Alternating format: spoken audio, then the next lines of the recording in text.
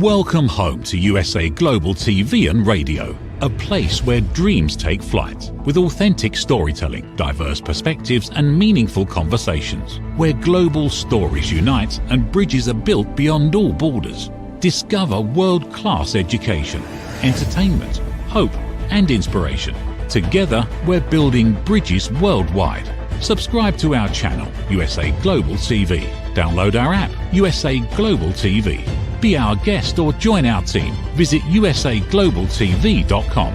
Thanks to our founder and executive producer, Dr. Jacqueline Kerbeck. Music score by Yeffy Tang from Cloud Road Music.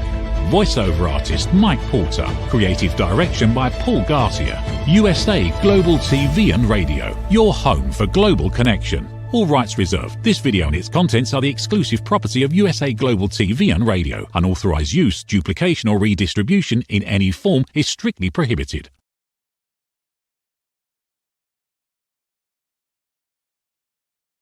Hello and welcome to USA Global TV and Radio. I am Tracy Cram Perkins, and our show today is Dementia Home Care. I invite you to subscribe to our YouTube channel, USA Global TV and Radio. I am a four-time dementia caregiving survivor and the author of Dementia Home Care, How to Prepare Before, During, and After. And joining me today is our special guest, Nikki Jardin, founder and editor-in-chief of Mirador Magazine. Welcome, Nikki. Thank you so much for having me. It's so nice to see you. I'm Really- just so excited that we finally got together and got you on air. Woohoo! It's a huge treat for me. Thank you so much. We've chatted back and forth over email and such like that, and so this is really fun. So thank you really very Oh, much. absolutely. Well, can you tell our audience who don't know you a little bit about yourself and how you started Mirador? Yeah, so I have had an aunt who was diagnosed with young onset Alzheimer's when she was just barely 63. And I became her primary family care partner in that journey. And, we were living close by and I would come and visit her. And she was living in long term care at that time. And one of the things that I noticed pretty quickly was that the things that she really loved to do, which was to read magazines and share the content with me, she kind of stopped doing. Like she was really a big fan of National Geographic and Oprah and Science, and she had a big collection of different magazines that she liked, conservation magazines. She was really a nature person. And at the time, I didn't know much about dementia. My grandmother had Alzheimer's, but she had been diagnosed with Alzheimer's when she was in her late 80s, so I was not actually familiar with dementia. And so when she stopped reading, I just sort of chucked it up to that must be the dementia, and I kind of just moved past it. But within that period of time, within a few months, I also discovered Teepa Snow, and I had gone to one of her live seminars. This was 2017, right around there, 2016 maybe. And she started talking about visual acuity and the kinds of visual changes that happen with a dementia diagnosis. And it occurred to me somewhere in that Rebecca wasn't reading because she couldn't due to her dementia. She might not be reading because she couldn't actually access the content that she was used to reading, the Smithsonian and the National Geographic, those long form stories with the smaller typeface. And I was also noticing this in things like at the restaurant, she was not able to read the menu. So there was something about the visual presentation that was, not congruent with her cognitive effect at that time. So I have a freelance writing background, and I had worked as a managing editor for a local publication for a while. And so there was sort of a moment in there where I'm like, well, I wonder if, this might be something I can put together. Now, previously I had gone online and looked for dementia friendly publications. And I really had assumed that there would be a vast number of them to choose from in my, because why not? Why wouldn't there be? Everybody loves to read. This is a huge community of people. Why wouldn't there be lots of different publications available that were formatted in a different way? But there were a couple of chapter books which I did get her, but she wasn't really a book reader. She liked the short form content of magazines, and she liked the variety of being able to open a magazine and read about, history or art or nature or a story on food or travel. Like, she liked that sort of variety. She was an incredibly creative person. So yeah, so in that sort of, trying to find that, what it was I was looking for, this periodical that didn't exist, um, I started trying to imagine what that would look like. So one of the things that came across was there was there in the UK, there's the Dementia Voices UK, and they created something called the Deep Guide for Writing. And so this was something that they had put together with people living with dementia and with care partners and scientists. And they kind of put together a guide. Like, if you're going to write a written page for somebody experiencing dementia, what are the ways you can format that to make it easier? And so that was sort of a starting point. But also, I'm a writer and I am not a graphics person. So I'm lucky enough to have very talented graphics friends. So Ty Juncker, who was the graphic designer that I worked with at the previous magazine, was available and happy to join. And Tave Fashe, who was the lead singer in a band that I'd been playing in, who was the graphic designer for all of our band posters and had just a really great eye. And so that was the team that sort of, so I'd had a prototype publication, which only 2 people have ever seen. Yeah. So we took this, to that team and also to a couple of other people that I knew. Actually, so 3 people have seen it. There's a woman named Judy Lara who was really helpful. She was a administrator in a dementia care home, and she had been a longtime friend, and she really helped me help navigate this whole thing. And so I took this to her and she was like, okay, you can't do this, you can't do this, you can't do this. And so it's sort of over the course of about 18 months, actually came up with the formatting, how long to make these stories, how large to have the type, how to actually create a magazine that might have wide appeal to somebody going through the sort of cognitive changes. Okay, I love that. I just love everything about that. Um, now, when your aunt, now was your aunt still living when you put your first one together? And so did she get to read it? Yeah, she did. So she passed, I guess it'll be 2 years now. So she passed in 2023, and the first issue came out in June of 2021. So at this, at the point where the magazine was actually, now she had been a part of the early, we had early adaptations of it, the puzzles and some of the formatting. And so we would bring those in and share them with her community. So she did get to see it sort of in its early iterations. But yeah, as we had published the first one in June and then subsequently several more after that, she did get to see them and we got to interact with them in various ways. And we had some very nice moments around that, even after her disease progressed to the point where she was pretty nonverbal. It taught me that there was still great value in reading out loud.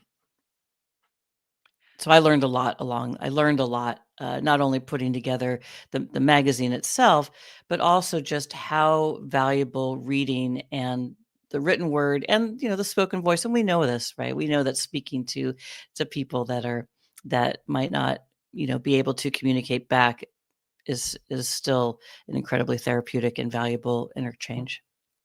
Oh, absolutely. Well, I know the last year of my mom's life, I read to her every day, and that's how we stayed connected. So I just, Exactly. that's one of the reasons I'm so inspired by this. So I have to ask this question. How long did it take you to learn to write a 250 or 500 word article? Because that's not easy to write short form. Well, that is something only a writer is going to ask me. So I appreciate that question. It is actually incredibly difficult, and something that I didn't realize was difficult. I had done, so my freelance career, I had written, a fairly a good number of sort of long form articles for magazines, but I also did a ton of short content. But I'm thinking short content like 800 to 1200 words, and I'm thinking, oh, this is going to be a piece of cake, writing a couple hundred word article. It is not a piece of cake. It is difficult, and we've had contributors that do it very, very well, and we also have contributors that I know are really good writers that said, "Wow, that was a challenge," trying to come up with a pretty because our magazine is full of lots of different features. So it's the kind of thing that Rebecca would like to see. It's art, science, nature, interviews with people, and so trying to get that. Essentially, it's 4 to 5 paragraphs. And it has to be complete, and it's all on one page, right? So some of them are easier than others. We always do in each issue a article on a particular bird. Rebecca was a big fan of birds, so there's always an article in there. In this last one, we did one on the peacock, and so that's sort of a 4 or 5, like basically fun facts. And so you can kind of chunk those. But when you're getting into sort of a narrative, or if you're getting into the history of something, like I refer to this often because it was so ridiculous. We did an issue on sound and space, and I wanted to do a piece on planetariums. Like, where did planetariums come from? I love them so much. And like, I'm going to do a piece on the history of planetariums. Well, I didn't realize that planetariums go back to they thousands of years, essentially, the first planetariums. And so that was a huge, task to sort of take it from the very beginning all the way up to present time in 250 words. But, it's that probably was the longest article. It went through lots of different edits with a friend of mine. And, but I think we got it done. But yeah, it's hard. That is so cool. I mean, and yes, okay, it's obvious that I'm a writer because I just know how difficult it is to write in short form. So when you were trying to put this all together and you're looking at how adaptive text is going to help somebody with brain changes, how do you know, or how did you come about learning how to make that work? I mean, was that through Deep? Was that through TIPA? What was the journey there? I think it was a little bit of both. And it was also getting feedback from our readers and getting feedback from life enrichment directors and activity directors and husbands and sisters and people that were, reading the magazine and saying, hey, you might want to try this, or have you considered this? And also just sort of practice, as we were, putting these together. Like, I think you'll notice, I think you have there the first issue, and I think you have the volume 12. I think you've got the range. And I think we sort of learned, particularly in formatting, I think we learned there's some differences in between those issues. And we've actually gone back now, and because we do reprint these magazines, they're evergreen. They don't have dates on them. So we'll go back and reprint them for people. And so, as we sort of learned different methods, like, changing some color contrast or bordering a little bit better, or utilizing a technique called chunking, which is basically to, kind of take each paragraph. So for instance, like that planetarium article, and maybe break it up into a way that's sort of more laid out on a page that's very definite instead of just a long series of text. So I can kind of give you an example of that here. This is the new issue. You all are getting the brand new sneak peek. Nobody's actually seen this yet. So in this new issue, so you can kind of see here a little bit. So see how that kind of, the paragraphs are chunked up a little bit. That kind of makes it easier for the visual eye to sort of land on one piece of text instead of seeing a whole big page of text at one time, which can help. So a lot of it was trial and error, but the Deep Guide really was such a great place to start because they'd done so much of the work, and it's a really solid text to kind of format to follow. I do want to also shout out one of the other thing that's new in this next issue, volume 13. And I'm going to shout out my dear friend Laurette Clear here, creator of Nana's Books, a fantastic award-winning publication. She and I have luckily become friends over the last couple of years, and she's really done so much for this particular genre of writing. But one of the things that she came across recently was the Atkinson Hyperlegible font.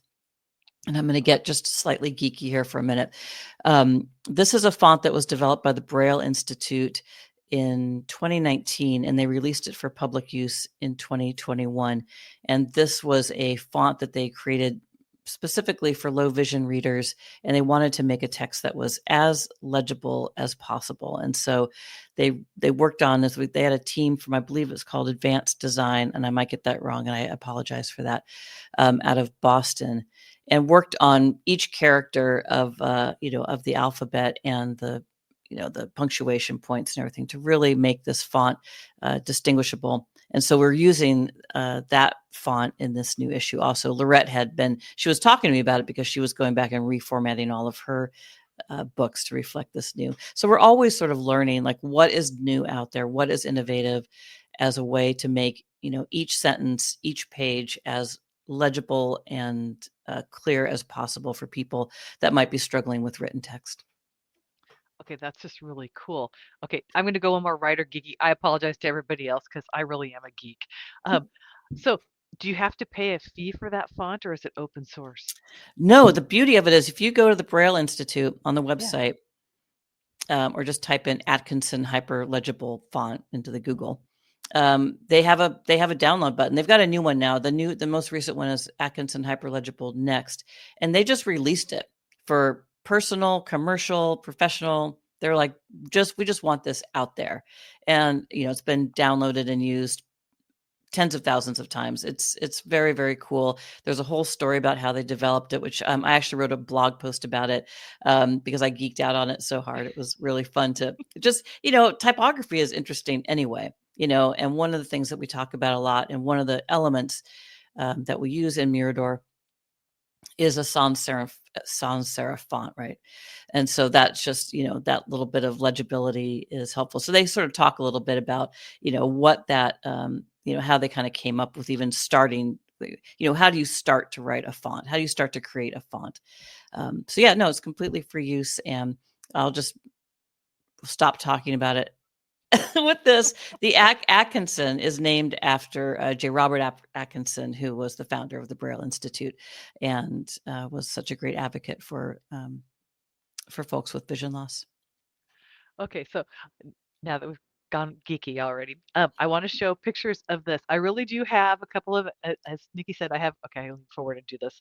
Mirador magazine. This is a wonderful, wonderful magazine. As you can see, I've got stuff highlighted in here. Okay, let's talk about Pip for a minute because I'm a word find geek. I love to find little things inside the magazines, and you have hidden a little thing in your magazine for people to find. I do. So Find Pip, which is really started out just being for me. It was a throwback for me. So when I was a young person, I was living in New York City, and I would take the double R from Queens into Manhattan. I was going to school, and I would read the New York Daily News. And in the New York Daily News, this is back in when was this? In the mid '80s. There was there was a character, a man, and I believe a dog. And the goal was to find where in this big old thick newspaper, where that man and that dog was within the pages of the newspaper. It was kind of a race if I could get, find that before I got to my stop. And so that always kind of stuck with me, just sort of a fun feature, just sort of an added, they'd probably call it an added value, right? And so when the magazine was kind of coming together, I'm like, I want to do this thing that this guy did in the thing. And so Pip was actually drawn by Sotave Fache, who's the managing art director of the magazine. Her daughter Lucinda actually drew that character, and she drew that that coloring page where that came from. And so I'm like, that's the perfect thing. That's a little sandpiper is a perfect little emblem, I think, for people to find. It's it's whimsical. It's got a nice look to it, and so people love it. And I one of the fun things about Mirador is trying to find out, like, what are people really engaging with? What do people like? And I'm like, well, are people going to like this? Or are they not going to like it? Or are they going to ignore it? But people do. And they tell me that they do. They tell me that one of the first things they do is to try to find Pip. The second thing people mostly do is go and read The Adventures of Chicken and Dumpling, which is something I actually was resistant to do, and it has turned out to be our most most well beloved feature in the magazine. And that is it's an 8-panel photo comic of two friends that are always getting in, either getting into a scrape or, it's all very loving and dear. And these two characters live in this sort of whimsical world that people just seem to engage in. And those pictures are me and Atave. Oh, that is so cool. So I also, okay, we're talking about Tave. So I don't know if you guys can see this, but let me do this in front of me. Box breathing. Okay, I this is one of the most amazing instant gratification self-care techniques you can do in the very first edition of this magazine. They do box breathing, people. This is so cool. I mean, if you want to have a way of getting yourself back to calm, I'm just on my soapbox for a second. This is amazing tool. It'll help you lower your blood pressure, and it's just a calming, wonderful thing. And Nikki, you have that in your very first issue. I'm so excited about this. But this magazine is so amazing. There are word finds. There are just little different things in here. It's so cool. And you can search on this. Oh, you can't see it from me doing this, but you can search and circle the things that are you can find in the pictures. It's something for everybody when you're reaching out for this magazine, and to be able to connect. And she's right, the it's wonderful what she's done. Just you can look at the pictures, you can read the stories, and the actually the feeling for this magazine, because it really feels it's a heavyweight, a wonderful quality magazine. And I just am so excited about it. But so Nikki, I have a question for you now. Is how are adaptive text materials designed by you? I mean, how do you go, what process do you go through to make this easier for people to make it look so easy on the page? But I know that's not easy. So yeah, no, I mean, I think it's gotten a little bit easier just because we've kind of gotten used to the format of it. So, one of the there are lots of different elements to this, right? There is what we just talked about. There's the font, right? There's the typeface size. So we run between a 14 and an 18 point large print size. We also use a lot of color, color contrast. So if you are, if you don't want to just have white, a straight white background with black text, it's easier on the eye if you kind of pop it out a little bit with some color. And so we do that. We do, we'll use bordering, and I'm going to shout out the fantastic Kathy Laurenhue, who writes our Light News column, which is the first thing you see. So you'll kind of see how that is bordered and has some color contrast to it. And so that sort of will take the eye, right to that chunk instead of, seeing a bunch of other stuff on the page. We don't have advertising in Mirador. And so there's really nothing to distract from what the goal of each page is, to make sure that people are reading as basically clean a page as possible. So, so those are sort of some of the elements. So bordering, color contrast, using language that is, we're using adult language. We just shorten sentences a little bit. We make sure that, like, if you notice in the magazine, there's no hyphenated words ever. So we make sure that nothing is, no word gets hyphenated from one sentence down to the next. Stories don't continue over pages. They're either on one page or just a single double page spread. So there's nothing that, go to page 14 to read the rest of it. So those are some of the elements that we'll use in the magazine. We always have a page that we call a closer look, which has no text on it at all, ever. So just something that people that might be really struggling with the written word has, something they can fully engage in. One of the things we're also really proud of in Mirador is that we really do our best to use original photography. A photography that's shared with us. We don't tend to use illustrations very often because illustrations can be confusing to the eye. So photographs are a lot easier for people to sort of pick up and see what's going on with that article if they're looking to engage with it. So if it's an article on lighthouses, for example, there'll be pictures of lighthouses as opposed to illustrations of them. So, those are some of the elements that we use. And in Mirador, we also have things like prompts. So, like on this next issue, we'll have a prompt that says, "Imagine yourself in a favorite story," and this is a way also to help engage people. Oh, and I love the fact that you say imagine because that activates a part of the brain that there's no rule.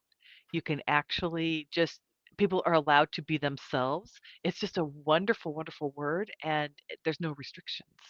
That's the Right, beauty of exactly. And that's a big part of our work is, we have the formatting of the magazine, we have the content. It was really important for us to have content that spoke to lots of different people and lots of different experiences and really honor the experience and the education of our readers. Um, and that's been a big goal of ours, and it's one of the big pieces of work in adaptive text reading. And again, I'm going to shout out Laurette Clear of Nana's Books, but also Luke Gilligan of the Resense Register, who does a fantastic dementia capable newspaper. And so, these other publishers. So when I was starting, so there wasn't really much going on, and now we're starting to see more of this. In fact, Luke and Laurette and I have actually teamed forces to create a collaboration called Mindful Libraries to, combine our publications, but also to really promote the importance of reading and how reading is so important for engagement of people and really allowing people to find that self identity in the written word. And just, kind of let people know that, you know, as we're as we're looking for resources, that reading is one of those things that is so indicative of a personhood. People that are readers and they're lifelong readers, and many people are lifelong learners. And so, when Rebecca all of a sudden stopped reading, that was an indicator for me. That was a big indicator that something was that she had no longer been able to do the things that she was able to do in this instance. And that was sad for me. And it was sad for her because this was a big piece of her life, being able to read, stories, share them with people, share them with me. Like I said, she was incredibly creative. She was incredibly intelligent. And so, not having materials that were accessible to her that honored that cognitive change and seemed like a real loss. And so we are really working on getting the word out that this is something that it's a fairly easy fix, right? We just have to not only make materials accessible, but also make them available. We went through this period of time during COVID where reading materials that were already pretty sparse in long-term care were yanked, right? And so even that, now that we know that reading materials don't carry don't carry COVID. They don't need to be wiped down. They need to be quarantined for 72 hours, but they don't need to be completely, wiped and removed.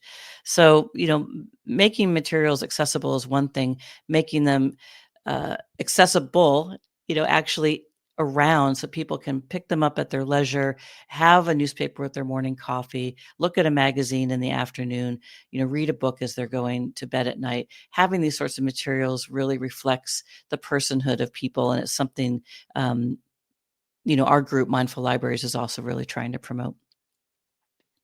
Okay, so that's brings to mind another question that I have. You mentioned that you've got the library that you guys are creating. So are there other adaptive text materials starting to appear now since you started Mirador, or and where is that going?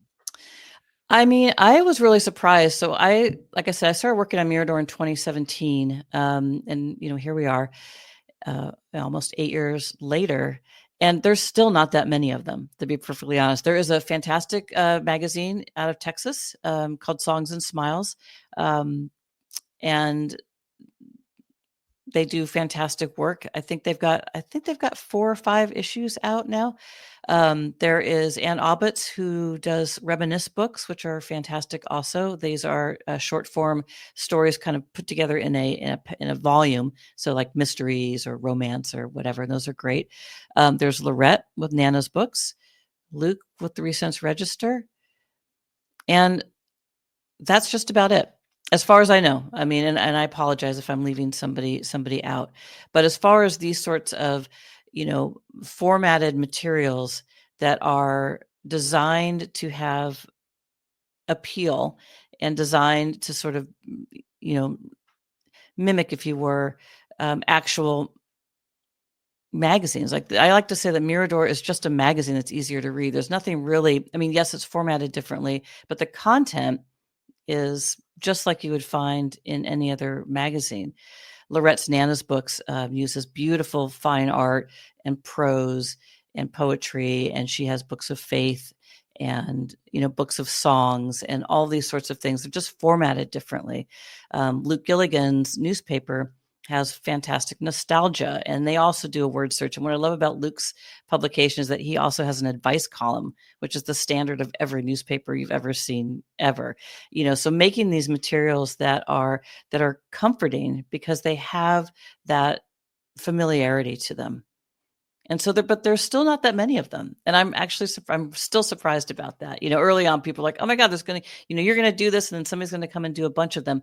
Yes, let's see that, because there should be that kind of choice. There should be, you know, 50 different versions of Mirador for lots of different things. There should be lots of books. And, you know, there are large print books, but large print books aren't necessarily formatted for people with cognitive change, because you're sort of missing that element of, you know, kind of making things short and digestible so that you can, you know, follow along if you're having retention issues. So, you know, I would love to see more out on the market. So there's a challenge for you, writer Tracy Cram Perkins. Well, I blab a lot, so I'm sure there'll be other people hearing this. So yeah, I mean, it feels like a natural, and it feels like one of those things that could really help reduce stigma. And one of the things that broke my heart about Rebecca was that she would call herself dumb. She would call herself stupid. And it would literally break my heart every time, because she was neither of those. And we know, of course, that people don't lose their education with dementia. They lose access to it. You know, they lose ready access sometimes to it.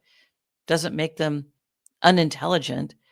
And so why are we denying the access to materials that can let people express that education, let people express that intelligence, let people share it, you know, give people that access. So, Well, and I think it's only because we're out there advocating, but most people, because I can speak from the other side as you have, where when we're first starting out, we have no clue and we just assume that's the way it is, that's not right. really realizing at all that there is more to this than we understand, or even the emotional connection. Because usually, as a caregiver, we're grieving that we're losing the connection, and if we had a tool like Mirador or something else where we can just maintain that connection longer, it would be so amazing. And it is so amazing to see people light up when they are sitting there looking at this magazine, maybe trying to do the crossword puzzle, because yes, there are crossword puzzles in there. I mean, and Those are actually the hardest things ever. Oh my yeah, God, they're the worst. I can't imagine making a crossword puzzle, but I honor Will So, Shortz for his skills because he can just whip them out. for real, But for I mean, real. it's just having tools to keep connection, and it's not expensive. And oh, let's talk about this. Let's talk about how people can get it, and access. Okay, so yeah, we have, you know, we have the website miradormagazine.com, and that's where people can pick up Mirador, and that's where people can, you know, write if they have questions or give me a call. I love talking to folks. And so, but yeah, that's what, you know, what you were saying, like that sort of that connection. It's so important. It's so valuable. Oh, hey, there you go. Magic of television. Um, there is, you know, the ability to, and we hear this a lot from our readers, that, you know, that they love seeing their mother or their sister or their husband just being able to sit and engage with materials. And I know that this is the same for Nana's books and with Luke, like just being able to see people sort of snap that newspaper open or flip the pages and engage in some art and poetry with Nana's books, or here with this is Jerry, lovely Jerry. Jerry was passed last year. She was 100 years old. She loved this magazine, and I was so lucky to actually get to meet her because we happen to live in this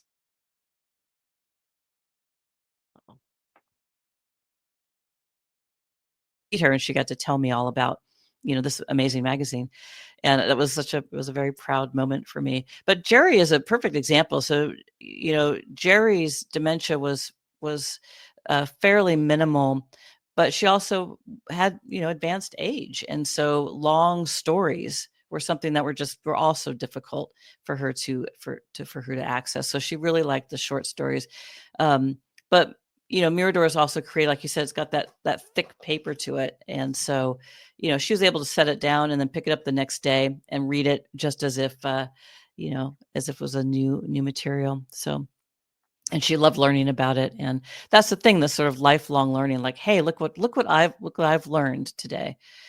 We all love that. We all love being, learning new things and being able to share, like, oh my God, I just learned this super cool fun fact about this new font that I had no idea that even existed until somebody told me about it, right? I'm going to share it with somebody that might be interested in that, right? That's the human connection right there. That's the beauty of that. And so whether people are using, engagement tools like art or gardening or cooking or reading, being able to have as many of these resources available. And so we talk a lot about that reading can be one of these things. It is such a fundamental part of ourselves. We start learning how to read at such a young age, and there's a reason for that. It is fundamental to the human experience. And so I'm still baffled as to what, we have children's books that start with our board books, our A, B, C, and we go, we don't go from Clifford the Big Red Dog to Pride and Prejudice, right? We don't make that leap. We have gradations. And so I'm not, it's like, and I think reducing the stigma around the adaptability of reading needs to happen so that we can have a variety of materials, out there that also honor cognitive changes for people, whether you have a dementia diagnosis or you're recovering from brain injury, or whether you're just have vision loss due to aging, like myself. Like I can't see anything past what I'm looking at right now. Just being able to sort of accept where people are at and have materials available for them so that you can continue to engage in your community just as you have been for all these decades. And I admire that. The fact that you are willing to stand up on your soapbox and say, hey, this is out here, and advocate for it. Because again, it's just lack of awareness on most of our parts. We just don't know exists. And it's that curse of knowledge. You don't know what you don't know until you know it. And having that in front of you is just an amazing tool to be able to share with someone so that they can remain engaged. And we've been talking for so much. I'm so excited. We've got about 3 minutes left. What? I know. No. I know. That's hard to believe. Well, if I can do a quick shout out for Mindful Libraries, I'm going to do it. And we are actually having a webinar coming up next week. So if people want to learn about that, mindfullibraries.com, they can go to that website and check that out. And so we're going to be talking, me, Lorette, and Luke, talking about adaptive text publications and how they can be utilized within your communities and within your families. And so if that's something people want to learn more about, you'll get to hear from somebody other than me. You get to hear Lorette and Luke, who also, there it is right there. And so that is some of the work that we're doing, and pretty proud about it. We're also offering webinars that are CEU. Can't remember the word for it. CEU. You get CEUs for these. So that is, yeah. So thank you. So this is a great collaboration. I'm very proud to be involved with it, and so that is something that I'm excited about seeing how this develops, and so that people can get these sorts of materials all in one bundle and learn about how to use them in their communities.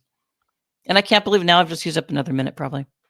That's okay, because I'm just so excited. I'm going to put this up on my website. I want to make sure that people can get to your library. So I will put that on my resources page. Thank you. And I also want to say thank you so much for joining me today. I'm just so excited we got to do this.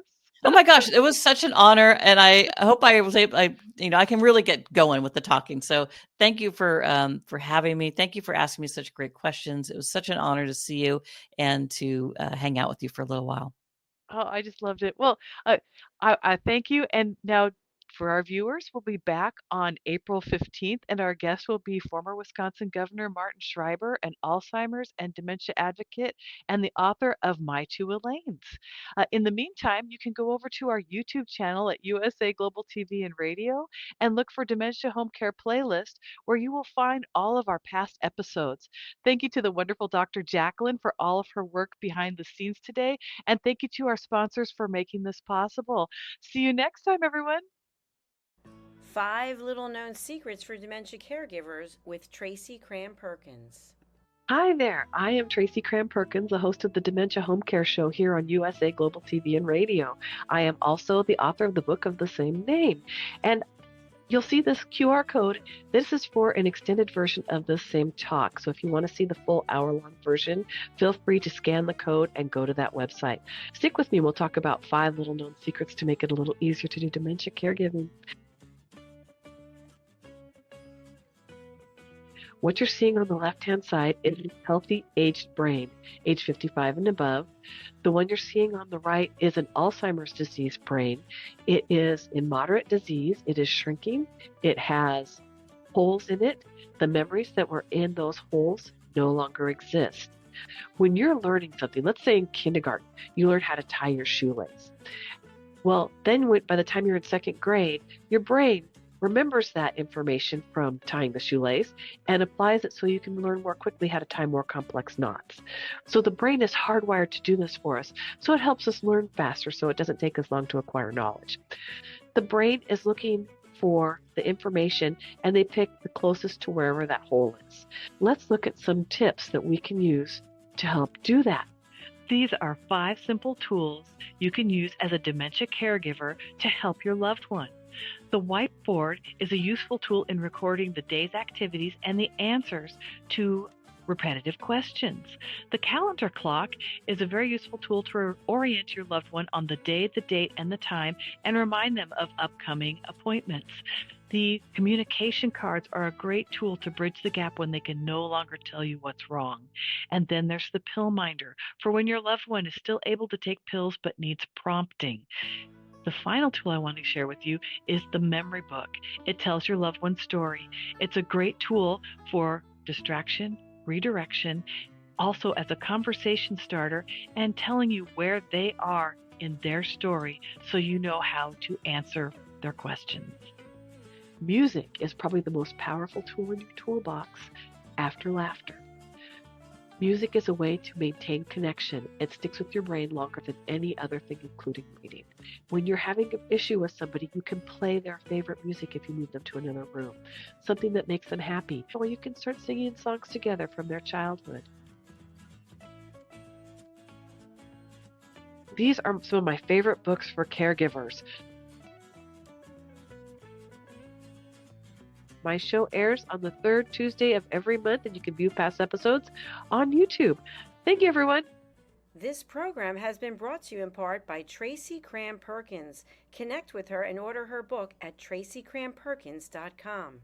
For more information about Alzheimer's disease, support resources, and how you can help, contact the Alzheimer's Association at 1-800-272-3900 or visit their website at www.alz.org.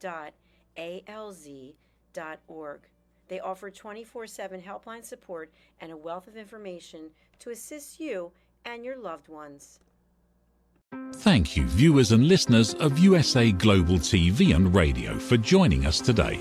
We're honoured to have your time and attention as part of our global community. At USA Global TV and Radio, we believe in the power of authentic conversations, meaningful connections, and creating a world of possibilities together. Want to be part of something bigger? Join our team of elevated listeners at usaglobaltv.com, a space where your voice matters and your ability to listen transforms relationships. Stay connected with us across all our platforms for thought-provoking discussions, expert insights, and empowering stories. Subscribe to our channels at youtube.com/c/USA Global TV. Follow us on social media and explore the endless opportunities we're creating for growth, learning, and inspiration. Together, we're not just broadcasting, We're building bridges and changing lives one conversation at a time. For inquiries, contact us at info@usaglobaltv.com. Music by Johnny Dyes. Produced by Executive Producer and Director Dr. Jacqueline Kerbeck. Voiceover by Mike Porter. Creative Direction by Paul Garcia. All rights reserved. Copyright 2025. Visit usaglobaltv.com to view our full terms and conditions.